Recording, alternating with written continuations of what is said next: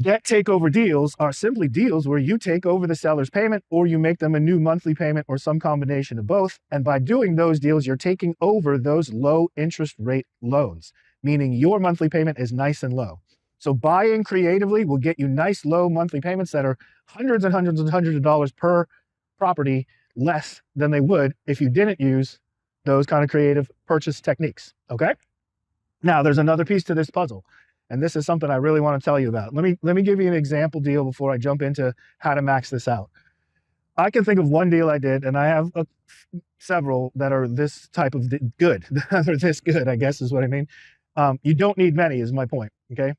I bought a deal in 2004 for $74,000, subject to the seller's $72,000 loan. So I gave him $2,000 to move. I spent maybe $1,000 to clean the property up and put some paint on the front door, that kind of stuff. Was not a rehab. It just needed a nice cleaning, essentially. And so, got it done. I moved in a resident buyer. That's the nice way of saying a tenant, okay? But I call them resident buyers because I moved them in on a lease option. In other words, they were going to buy the property in the next 12 months. They gave me a big upfront deposit, $7,000, okay, to secure their lease option deposit. That was big back then. And the house was worth $119,900 via lease option. If I'd gone and got an appraisal that day, it might have been 105, maybe 110, somewhere in that zone. Okay. How did I get a little bit more? Well, because it's 12 months from now's value, and I'm making it easy for them to buy. By making it easy to buy, you get a better price. Okay. So I got a higher sales price when they are eventually going to buy it from me. I got a big upfront deposit. I got a higher monthly rent. Remember, lease option resident buyers need to prove to the bank that they can afford the payment. So the easiest way to do that is to have already afforded a similar or higher payment.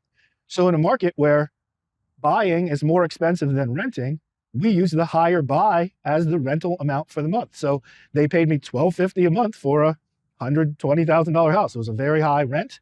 And the reason why I got that is because they had to prove to the bank that they could afford principal, interest, taxes, insurance, maintenance, and management when they finally move in. Okay. Now, just to be really, really 100% clear here, most people don't even realize it's not PITI, it's PITIMM. Principal, interest, taxes, and insurance is what your monthly mortgage payment is. But then there's also maintenance and management. Now, homeowners who live in the house, they don't have management costs. What would they manage themselves? But they still have maintenance. Maintenance is still a cost. And that maintenance cost is a cost whether you live in the property or not. So for us as investors, one huge benefit of lease options is not only do we get a big upfront deposit, not only do we get a higher sales price if they buy it from us, and we'll talk about that in a minute. Not only that, but do we get the higher monthly rent, but we also have no management and no maintenance costs. I don't need a property manager for lease options because they are responsible for doing the maintenance themselves. Remember, they're the ones who are going to be owning the place at the end of the lease option term. So we usually allow 12 months. I'll go 24 months if anybody asks me. Most people think they're going to get it done in 12 months. So now I get higher rent. I have no maintenance costs. I have no management fees, and I have a big fat upfront deposit that comes to me the day they move, before they move in, the day before they move in actually. Okay. So that maximizes my cash flow and minimizes my management. So I don't need a management company. I don't need to hire a property management, company. I mean, before I even had an assistant, I had over 24 lease option properties, all appreciating, all paying me every month, all cash in pocket, all very, very highly cash flowing because they're 4 times we get paid instead of just one, like rents minus mortgages is only one profit center. Okay. By not paying maintenance, by getting the big upfront deposit, by getting the higher rents, we jack our income through the roof and we still get the whole rents minus mortgages thing. Okay. So selling creatively helps you get cash flow, even in high priced markets, even in a high interest rate environment. So if you buy them with step 1 creatively by capturing the low interest rate mortgage that's already on a property and by maximizing your cash flow on the other side, now you can go to a pretty high price. In high price markets, especially, I like, median price houses. I like houses that sell quickly for the best profits and appreciate the best. So I'm not looking for projects. Does that make sense? I'm not for my keepers anyway. I want houses that are already nice houses that might, maybe they need some work. We'll factor that in cost wise. Maybe they need some, cleanup, but they're already desirable houses in desirable areas. All right.